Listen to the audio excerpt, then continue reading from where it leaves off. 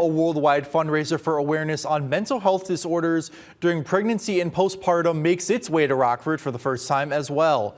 Though there was no actual climb, people walked to raise awareness and funds for postpartum mental health disorders, which 1 in 5 women and 1 in 10 men deal with, according to a mental health therapist.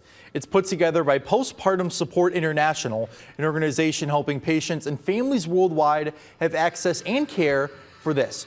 Organizers don't have a final attendance number, though they say they're pleased with the turnout as they brought in more than $7,000. It's really prevalent, but really under talked about. There's a lot of stigma and shame about it. So that's what the climb is about too, is just to raise awareness and make people aware that there's help available, there's treatment, and with treatment people get better.